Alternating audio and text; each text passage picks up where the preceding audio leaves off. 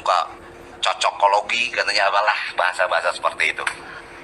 Begini, kalau khususnya di Sunda itu ada sebuah metodologi namanya Pancacuriga. Pancacuriga itu ada 5 titian ilmu. Yang pertama itu sindir sampir atau personifikasi. Yang kedua itu silib atau indeks. Yang ketiga itu siloka atau ikon. Yang keempat itu sandi atau inskripsi itu. Yang kelimanya itu sasmita atau realitanya seperti apa. Maka sindir sampir silib siloka sandi simbol sasmita sunyata itu menjadi patokan orang-orang yang belajar ajar Bikuku Sunda ini untuk memecahkan kodifikasi apapun yang tertulis di dalam mitologi, di dalam kitab atau di dalam dongeng yang tutur tadi. Maka dari itu misal realitanya misalnya kita pecahkan sastra genre itu lewat realita ini, lewat Pancacuriga, sastra yen rahayu ning ratu pangruat ing diu. Tulisan yang akan membuat Anda bahagia, menjauhkan Anda dari kebodohan, kurang lebih itu disebutnya sasmita atau realitanya. Kadang-kadang dibuatlah simbolisasinya atau inskripsinya, dipendekin lagi. Sastra genre Hayuningrat Pangruating Diu katanya. Lalu dipendekkan lagi, disilokakan sastra genre Hayuningrat katanya. Lalu disilipkan lagi, diindekskan sastra genre katanya. Lalu disindir sampirkan sajen. Makanya kalau di Sunda sajen itu adalah sastra genre. Makanya orang tua selalu bilang bahwa iya bacaan, ini untuk dibaca bukan untuk disembah, dia bilang gitu kurang lebih. Nah, hanya dibutuhkan mungkin satu proses pembelajaran untuk mengenal tentang metodologinya tadi. Nah, mungkin ini pembuka yang sedikit terakhir, hanya mengingatkan saja ketika istilah Sunda yang kadang-kadang sebagai sesuatu yang jauh lebih tua dibanding dengan daerah lainnya di Tatar Nusantara.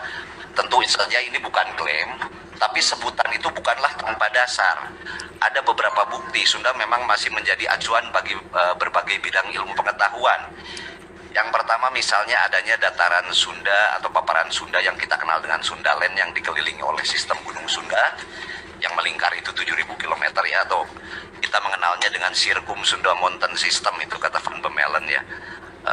Lalu juga yang kedua adanya istilah Sunda Besar, Greater Sunda dan Sunda Kecil, Lesser Sunda, itu di geografi.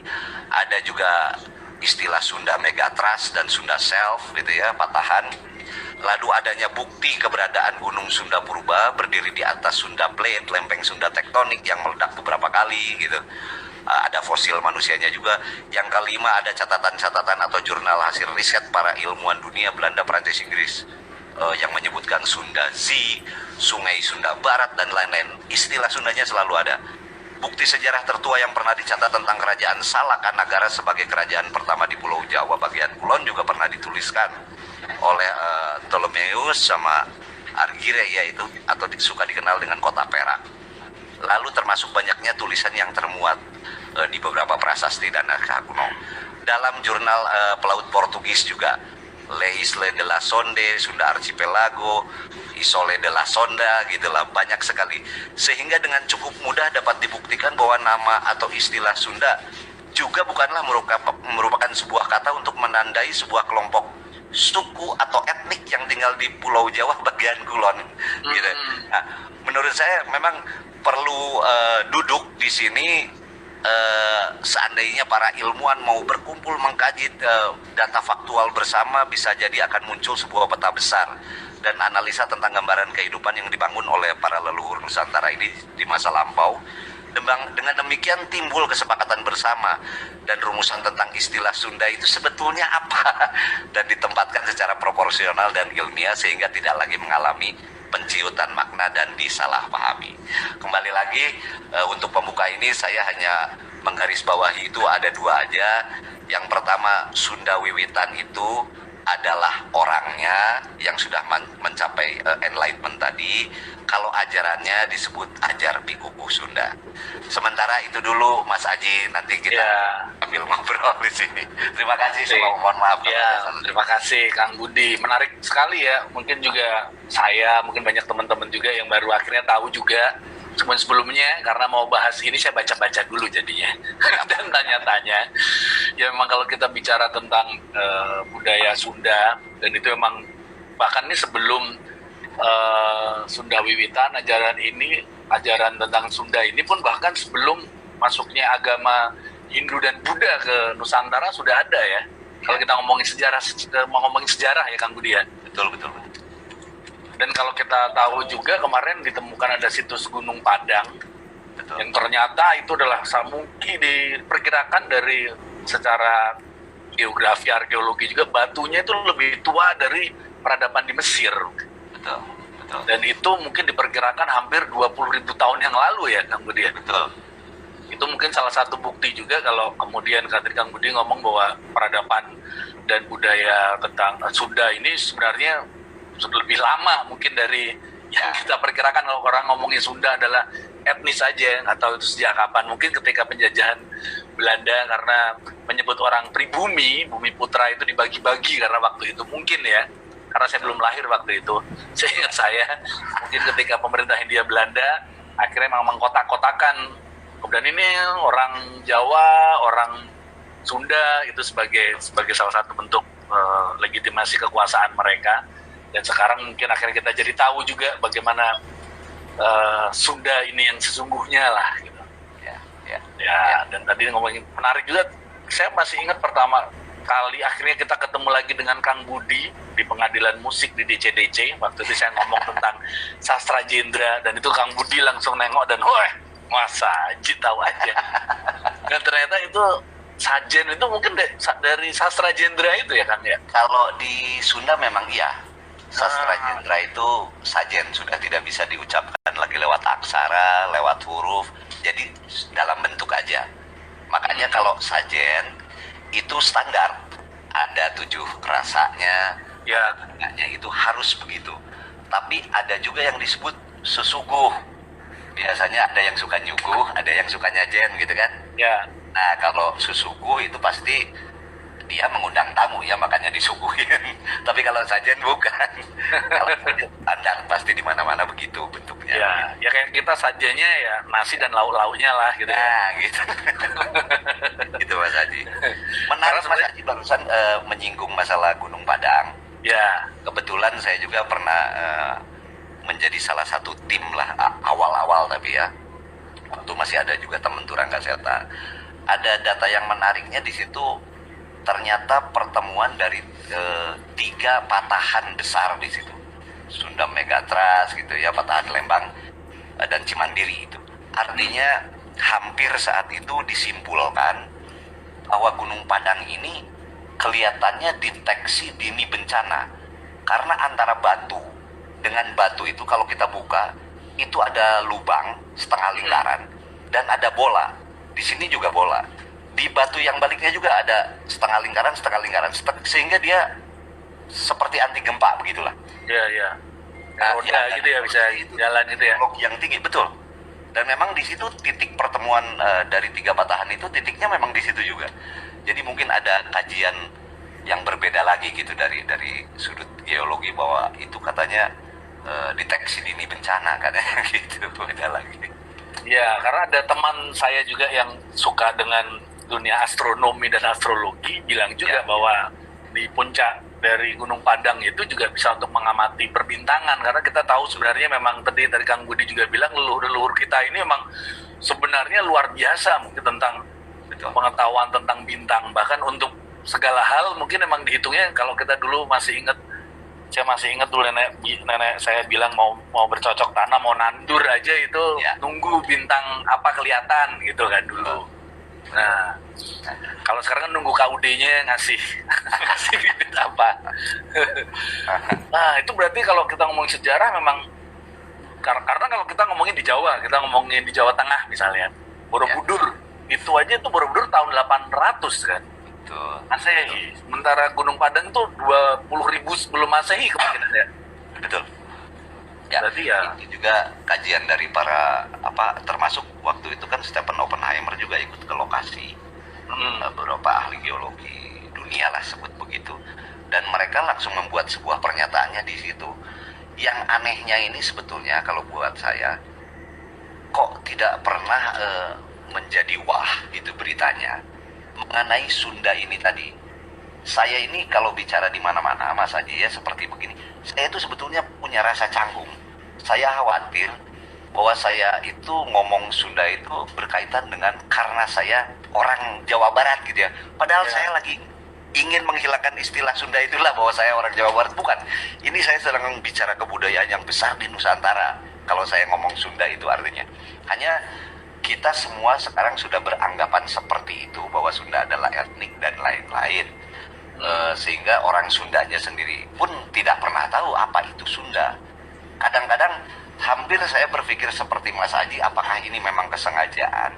Istilah Sunda yang kebudayaannya sangat besar, yang di dalamnya terdiri dari lokal-lokal budaya lain gitu, yang sangat hebat lah kita sebut aja begitu, ini memang untuk dihilangkan atau dilupakan? Atau untuk mungkin diadu dombakan? Mas Haji, saya bilang, kalau kita bicara di dalam ilmu flora, fauna gitu ya, suka memakai istilah Latin. Ada yang disebut Panthera tigris sundaica. Nah, itu kita translate tuh ke bahasa Indonesia. Pas ke bahasa Indonesia kok jadi harimau Jawa. Padahal sundaica loh di judulnya. Begitu pula rhinoceros sundaica atau badak Jawa. Apakah Jawa ini adalah Sunda juga gitu, atau Sunda itu Jawa, atau ini sebuah konsep untuk entahlah, saya kurang paham. Hanya saja banyak yang kurang dipahami oleh saya, sulit untuk membongkarnya ini gitu loh. Kurang lebih gitu Mas Haji. Kita kayaknya butuh time traveler untuk pindah. Ini ada dari Kang Tizar Berandalan. Jika Gunung Padang adalah bukti tertua produk buatan manusia, berarti bahasa Sunda juga bahasa tertua dong ya?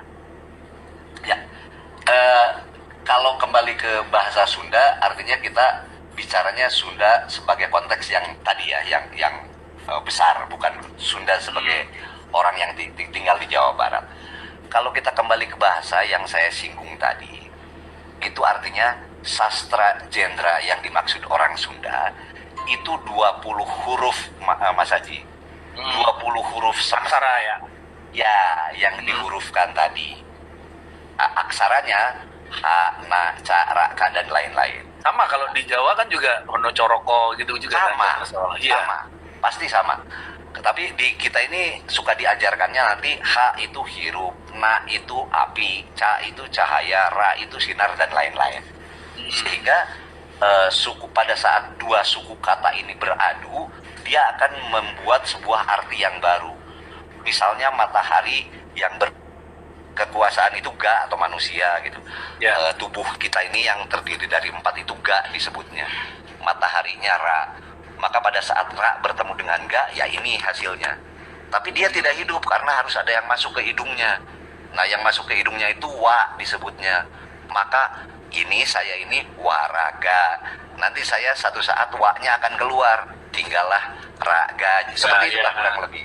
Jadi kalau tadi ada Kang Tizar itu berarti bahasanya tertua ya. Jadi kalau yang saya maksudkan barusan, bahasa Sundanya bukan yang Jawa Barat, karena ra ini di Mesopotamia juga dipakai, Babilonia juga ra itu matahari, mana-mana matahari. Sama. Jadi saya pikir jangan-jangan ini Sunda ini adalah satu peradaban yang besar, bahkan dunia yang terlibatnya itu bukan Nusantara saja gitu. Hampir berpikiran begitulah kurang lebihnya gitu. Iya, makanya kan sempat banyak mungkin teman-teman Turangga Seta, ya, kemudian beberapa teman wacana bicara tentang bangsa Lemurian, kemudian Atlantis yang hilang lah kalau kita. Gitu. Ini ada juga dari Kang Tisar lagi, Mas Haji. Punten tadi dimention Tata Salira, Tata Nagara, Tata Surya, mohon dijabarkan secara panjang lebar, terutama Tata Nagaranya. Tapi ada juga nih, juga dari Kang Ipul nanya, punten Kang Budi mau nanya, apa Sunda Wiwitan itu asal-usulnya dari Kanekes? Nah, gini, terima kasih. Yang itu aja dulu yang pendek ya. Jadi Kanekes itu sebuah kampung adat atau kita mengenalnya Baduy. Pak Karno memanggil itu Baduy. Yang menyebutkan itu namanya Baduy adalah Pak Karno. Tapi orang sana menyebutnya Kanekes. Kalau orang Kanekesnya sendiri tidak pernah mengakui mereka agamanya apa. Hanya peneliti yang di luar, mereka menuliskan bahwa orang Kanekes itu Sunda Wiwitan. Tapi yang dimaksud tulisan Sunda Wiwitan adalah ya itu tadi perilakunya. Seolah-olah apabila kita analogikan kepada agama modern, mereka seolah-olah tidak beragama, tapi kok perilakunya lebih dari orang-orang yang beragama. Mungkin kurang lebih itu. Iya, iya, iya. Ya, jadi bisa disebut begitu juga bahwa salah satunya. Dan saya yakin di daerah lain juga ada, di Kalimantan, di Sulawesi, di mana-mana ada Mas Adi, bukan di Jawa Barat saja. Nah, yang kedua mungkin tadi Kang siapa Tizar ya? Tizar ya, hanya tentang tata salira, tata nagara, tata surya. Jadi begini, manusia Sunda itu, yang Sunda Wiwitan tadi, dia tuh memahami bahwa di dalam dirinya itu ada raga, ada rasa, dan ada ingsunnya, ada yang menghidupinya. Jadi ada fisik gitu ya, ada non fisik dan ada yang menghidupinya. Ini yang disebut hukum wajibnya orang Sunda atau tritangtu. 3 ketentuan yang harus karena kalau tidak manunggal tidak mungkin ini akan sempurna. Contohnya raga dengan rasanya bersatu, tapi tidak ada ingsunnya, maka itu namanya mayit. Tapi kalau raga bersatu dengan ingsunnya, tapi tidak ada rasanya, itu namanya orang gila. Kalau rasanya gitu ya bersatu dengan ingsunnya, tidak ada raganya, itu hantu mungkin gitu. Makanya kalau yang sempurna itu tritangtu. Nah, ini yang disebut tata salira, menata diri, di mana raga, apa fungsinya rasa, dan ingsunnya bagaimana cara menghargai dan merawat dia. Sehingga kalau kita lihat bicara fisik, nantinya ada mata, ada lihat, ada yang melihat. Kalau yang melihat diajar di kuku Sunda itu haknya dia, bukan kita. Kita cuma punya lihat dan mata saja gitu. Yang melihatnya dia. Nah, ajaran ini nantinya diaplikasikan di dalam tatanan hidup bernegara. Di dalam tata negara dari tata salira, di negara itu ada yang disebut nantinya ada rama, ada rasi, ada ratu. Ratu itu raganya tadi. Resi itu rasanya, rama itu nilainya atau ingsunnya. Jadi ada Pancasila, ada presiden, ada gurunya, kurang lebih begitu. Iya. Untuk menjalankan, atau trias politika lah mungkin ya zaman sekarang disebut. Iya. Dan ini dipakai keilmuan itu sampai saat ini, dan tentunya ya tetap harus tritunggal atau harus menyatu, artinya harus manunggal ini. Nah, yang lebih penting lagi di dalam pengistilahannya nanti itu nagara ragana naraga, kalau kata orang Sunda, bahwa kalau mau memimpin negara, raganya itu ada di dalam raga kamu, kurang lebih begitu. Nagara ragana naraga katanya gitu ya, dari bahasa sastra jendra juga. Nah, permasalahannya adalah pada saat sekarang si tritangtuknya di negara ini sudah terinfiltrasi ideologi yang memang bukan dari lokal. Ini tentunya sudah pasti tidak akan mungkin klik begitu ya. Sebutlah kita mengadopsi demokrasi. Demokrasi ini konsepnya seperti apa sih? Apakah ini memang konsepnya leluhur kita dulu? Karena Rama Ratu Resi ini selalu nanti disilokakan, kalau tadi saya bilang metodologi. Kalau di Sunda ada cerita tentang Sangkuriang. Sangkuriang itu anak anjing katanya. Anjingnya itu namanya Situmang. Nah, untuk mensilokakan kesetiaan itu dipilihlah faunanya anjing gitu ya. Contoh kesetiaannya. Lalu namanya Situmang. Situmang ini sebetulnya silip dari Resi, Ratu, Rama, Hyang. Jadi Situmang gitu misalnya. Jadi sebuah nama. Atau kita pernah mendengar juga zamannya Ratu Sima gitu ya. Ada Rasi, Ratu, Rama itu tuh. Itu sebuah ideologi, hanya ya itu tadi karena kehebatan mahakarya sastranya leluhur kita maka dimitoskan. Nah, kebanyakan orang terlena dengan mitosnya, dengan ceritanya, bukan membuka isinya gitu. Karena atau mungkin pola membaca kita memang berbeda dengan pola membaca orang Barat, sehingga yang terjadi adalah pengkerdilan makna kita oleh kita sendiri karena kita memakai pemahamannya Barat kurang lebih gitu. Asik, iya. Beberapa hari lalu sebenarnya saya dikasih, ada teman saya Gus Arif dari Les Bumi, tiba-tiba telepon saya cerita juga tadi pas kebenaran. Budi cerita tentang Ratu, Resi dan Rama. Ya. Nah, kemudian beliau cerita juga. Nah, Ratu itu kayaknya pusat adanya di daerah timur Jawa. Makanya Majapahit, Singasari, Kediri gitu. Ya. Tengah Jawa itu adalah Rama, Resi, bikin budaya, bikin tradisi. Ya. Nah, yang puncaknya itu di barat Jawa, karena pusat spiritual, ramahnya di situ. Mungkin seperti itu bisa benar seperti itu, bisa dikatakan seperti itu nggak Kang Budi? Bisa, tapi pada babak tertentu. Iya, Kalau iya. kita bicaranya barusan zamannya Majapahit, betul. Tapi kalau sebelumnya Majapahit, Pulau Jawa inilah pulau wilayah Rama. Karena kita sebut sebagai Nusa Larang. Seperti kita tahu, larang itu mahal atau derajatnya tinggi gitu ya, atau disucikan atau sakral, dilarang gitu ya, disakralkan, disucikan. Atau iki regane larang itu. Larang itu ada derajatnya yang sangat tinggi. Jadi kalau Pulau Jawa ini disebut Nusa Larang, ini pulau yang suci atau bisa disebut tanah suci. Jadi tidak ada karatuan di sini. Wilayah Karamaan. Karatuannya masih di luar tuh, masih di Sriwijaya, di mana sebelum ada infiltrasinya Kubilai kan mungkin saat itu. Ya. Memang 1300-an baru masuk ke Pulau Jawa itu tiba-tiba ada keraton atau karatuan. Keraton itu karatuan, kalau karasen itu karesian. Nah, Karamaan biasanya disilipkannya karamat gitu, Mas Haji. Iya. Nah, jadi ini wilayah Karasen, Karaton, Karamat gitu. Ya, wilayah nilai biasanya gunung ya, Mas Bagio ya, kalau wilayah Karamat. Gunung sama hutan nih. Ini ada Mbak Dian yang pengen mau bertanya, mungkin silahkan. Atau mungkin teman-teman yang mau bertanya setelah Mbak Dian, silahkan di grup chat, nanti akan Tuh ada Kang Manjasan juga tuh, siapa tahu Ya. mau menambahkan. Ini mungkin Mbak Dian dulu mau bertanya, monggo Mbak Dian silahkan. Ya, saya mau share screen kok nggak bisa ya. Saya cuma mau nanya ini karena ini saya sering dapat kok share screennya dimatiin ya. Oh, Share coba tuh Mas screen. Tito. Oke. Gimana Mbak? Oke, udah. Ini loh, saya punya dulu. Ini setahu saya Sundaland itu kayak begini petanya. Betul, Iya kan? Nah, betul. kebetulan saya kenal baik sama Frank Hoff. Pernah dengar Frank Hoff, Profesor Frank Hoff yang peneliti, ya, yang ini yang meneliti Atlantis Jawa.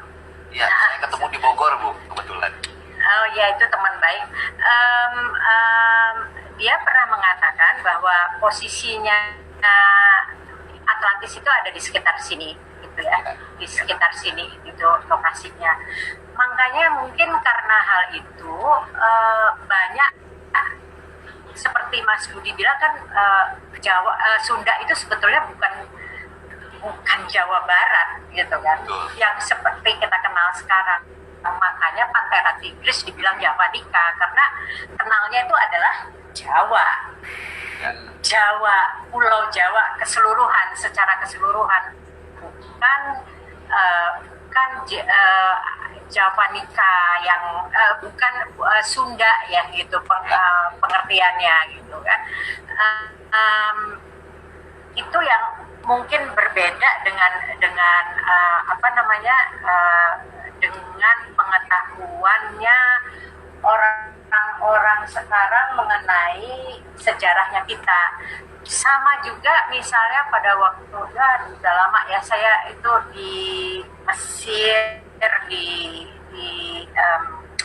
Greece ya, itu banyak hal yang saya ketemu kosakata Jawa itu ada di sana gitu. Meksiko itu menyebut obat-obatan itu jamu. Ya. Ya. Jadi saya rasa memang yang namanya Sundaland itu bukan Jawa Barat. Betul. Setuju. Iya, bukan Jawa Barat. Sundaland itu it's a big country, big country. Tapi saya nggak tahu sampai di mana gitu batasannya zaman dulunya itu sampai di mana batasannya Sundaland itu. Karena kelihatannya sangat besar yang namanya Sundaland itu. Karena seperti Afghanistan, saya pernah ke Kirgistan, apa namanya, Tantan itu namanya semuanya Astana itu. Ya. Uzbekistan itu kebudayaannya sangat mirip sama kita. Uzbek, ya itu jadi saya nggak tahu ya, itu sebetulnya Indonesia ini lucu juga ya, gitu. Banyak kosakata yang sama, banyak tata cara yang sama, banyak tata laku yang sama, banyak pengetahuan yang sama gitu. Kalau di Peru, Chile, sama di sana satu lagi, Peru, Chile, Meksiko, Brazil itu wah, orangnya sangat udah orangnya mirip sama orang Indonesia, orang aslinya ya, bukan pendatang ya. Orang aslinya mirip, bahasanya pun juga banyak yang hampir sama. So who knows? Sayangnya nggak ada yang meneliti sampai sejauh itu tuh, sampai saat ini saya belum lihat ya. Gitu. Ya hanya sedikit sharing aja, maaf Mas Aji, sedikit sharing aja Mas Aji. Udah. Terima kasih Mbak Dian sharingnya. Ya. Kita tahu di Meksiko orang nyebut obat namanya jamu ya. Jamu ya. Dan di Indonesia kadang orang malu minum jamu. Baru kemarin COVID aja jadi minum jamu gitu. Yang Iya, pingin saya ya gimana Mas? bahkan jadi tahun 2010 itu pemerintah Jawa Barat berkaitan dengan keluarnya buku Profesor Dr. Arsyo Santos itu memang menseminarkan itu di Bogor, dan nama yang barusan disebut Mr. Frank Hoff, temannya Ibu Dian, itu beliau pembicaranya dengan Profesor Dr. Stephen Oppenheimer itu yang menuliskan Eden in the East pembicaranya, dan mereka sangat tegas di situ menyatakan bahwa nggak malu gitu ya, bahwa saya meneliti 32 tahun dan Atlantis itu adalah ini bla bla bla bla segala. Yang anehnya mereka ini didebatnya oleh ilmuwan LIPI gitu loh. Saya ini lagi ngegedein bangsa kamu, kok saya jadi didebat malah katanya. Kasihan itu bule itu, aduh. Jadi ya entah kenapa lah, tapi yang jelas barusan Mbak Dian ini sangat mengkonfirmasi gitu ya, bahwa kembali lagi tadi kekhawatiran saya pribadi untuk menyebutkan Sunda tadi, saya takutnya wah Kang Budi ini egosentris nih karena orang Sunda nih. Saya khawatir itu aja bicara di mana-mana kalau ada istilah Sunda tuh gitu. Nah, makanya tadi saya bilang seandainya para ilmuwan ini di Indonesia berkumpul mengkaji ulang dari seluruh aspek keilmuan lah terkait dengan geologi, vulkanologi, antropologi, DNA, genom, astronomi segala macam, saya pikir mudah-mudahan satu saat bisa ini ketemu gitu. Yang menarik nih ada satu Mas Haji, orang Jepang ini dengan bangga mengakui, melansir di sebuah televisinya di NHK TV ya, TV nasional Jepang, bahwa menurut hasil riset genom berdasarkan struktur DNA yang mereka teliti selama bertahun-tahun, disinyalir nenek moyang orang Jepang berasal dari Sundarando disebutnya, dalam kurung Sundaland gitu. Ini pernyataannya orang Jepang baru-baru ini, jadi waduh apalagi gitu ini gitu. Aduh gitu. Ya. Oke, ini ada juga yang bertanya dari Mas Yoga. Kenapa di sini maupun di luar negeri soal ini seakan tidak diakui di ranah keilmuan, bahkan muncul istilah pandangan ini adalah forbidden archaeology. Ya, saya juga menyebutnya kalau lagi speech gitu selalu diawali dengan forbidden knowledge ini. Saya bilang makanya kajian-kajian saya, walaupun mohon maaf bukan ini ya, saya pernah presentasi di luar lah, di Eropa, saya memberi judulnya aja dengan meta history. Saya aja nggak berani bilang ini history, takut kembali tadi bukan dilecehkan lah, tapi tidak begitu dianggap gitu ya oleh orang-orang ya sebutlah akademisi yang kompeten di bidangnya gitu. Maka saya memberikan judulnya juga meta history, meta visi, meta, semuanya pakai meta gitu loh. Nah, tapi ada yang mungkin di ruangan ini, di ruangan Zoom ini ada yang sudah pernah lihat belum sekarang kalau kita buka di Google, pakai hashtag di situ ditulis saja keywordnya Stonehenge Inggris, Stonehenge fake. Coba deh diklik itu. Itu kan baru-baru ini sebelum KGB bubar, itu mereka ini men-share foto-foto pembangunan atau rekonstruksi dari Stonehenge. Iya, Stonehenge. Iya. Gitu kan. Ternyata nggak dalam, ternyata cuma kecil. Ya artinya ternyata kan ini juga dagelan gitu loh. Sementara akademisi menyatakan Gunung Padang itu jauh lebih tua, tapi pengakuannya yang tidak pernah ada gitu loh. Ya. Itu yang sulitnya memang. Setuju tadi saya dengan statement yang itu. Jadi kalau pertanyaannya kenapa, ya ini yang lagi saya cari, kenapa? Setakut apa apabila kebudayaan bangsa Nusantara ini muncul lagi gitu. Ya. Memang kebudayaan lain ini ketakutannya apa? Ketakutan dikirim paku perutnya sama Mas Bagio apa gimana gitu?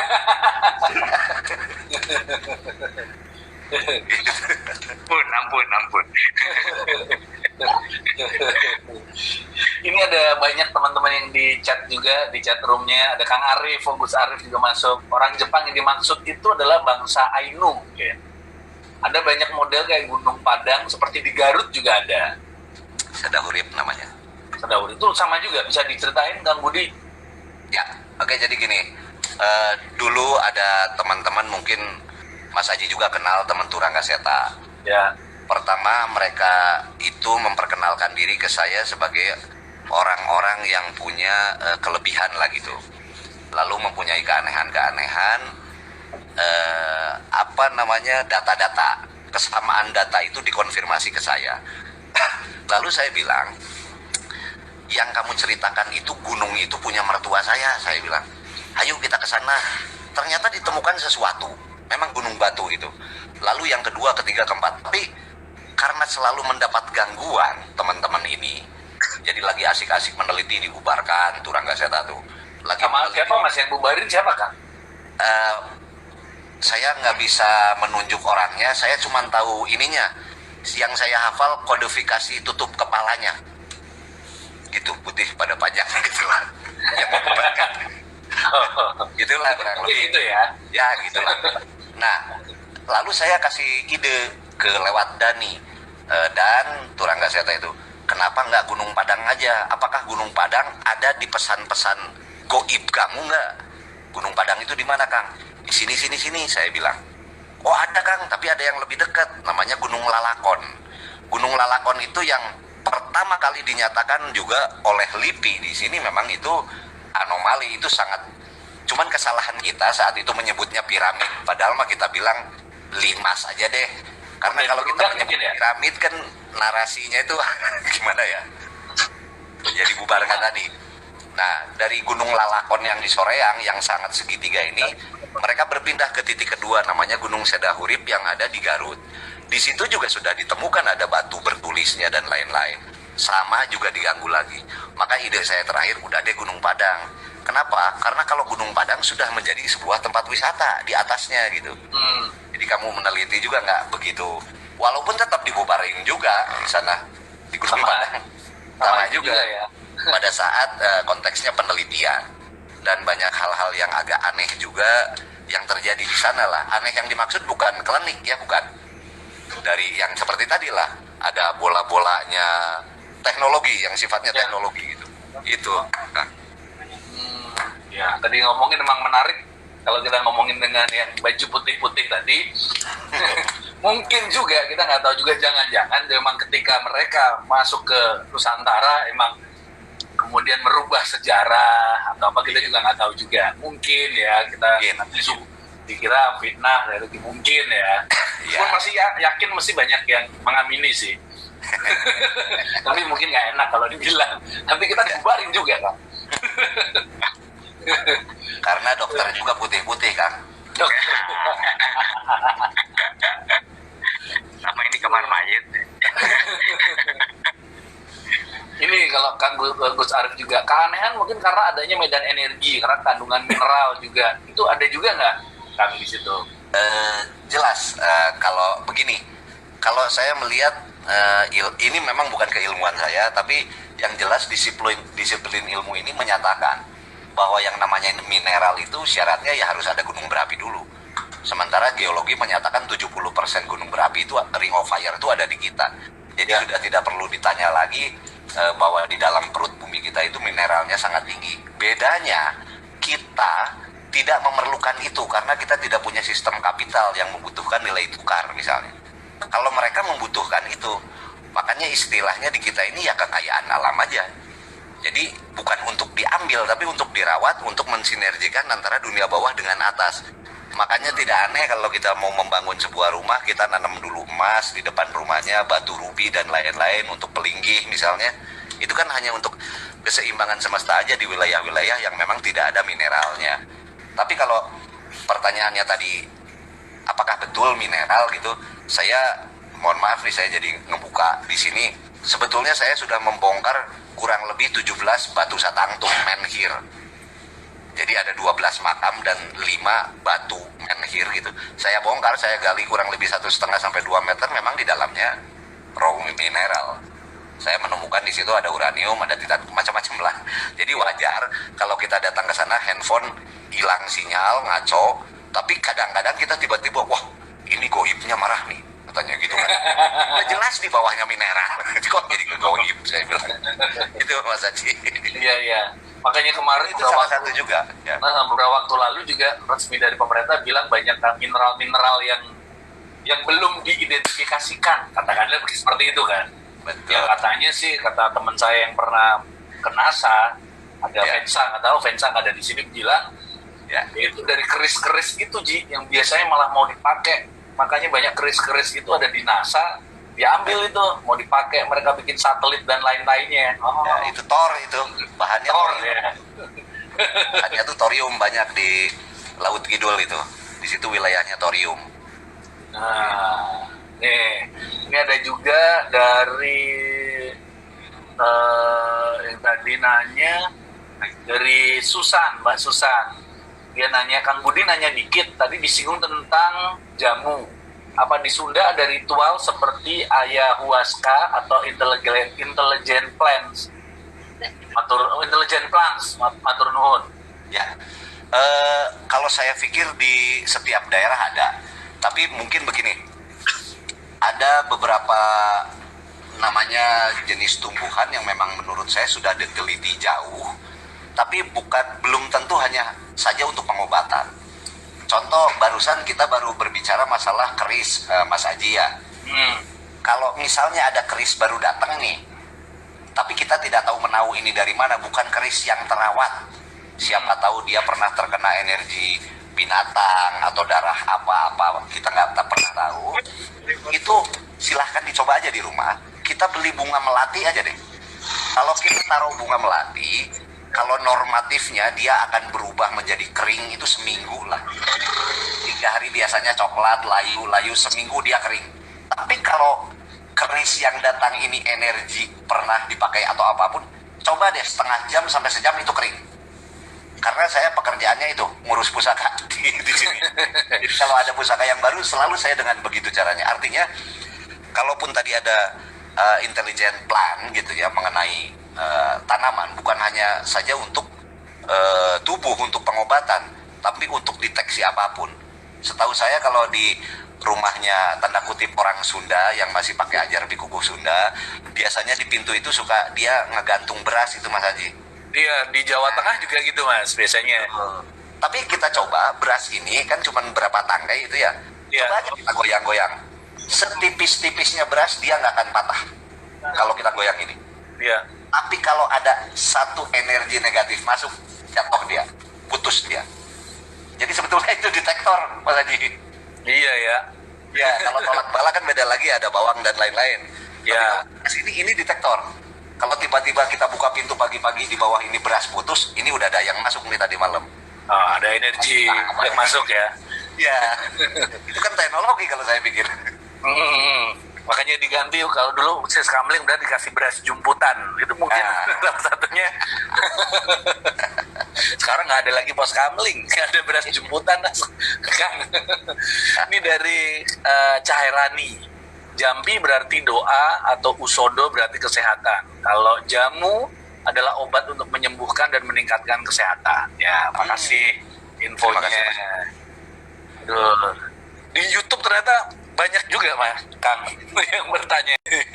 Tapi mungkin Mas Bagio dulu, mungkin Mas Bagio pengen ada yang ditanyakan ke Kang Budi. Alah, lanjut aja, lanjut. Menarik.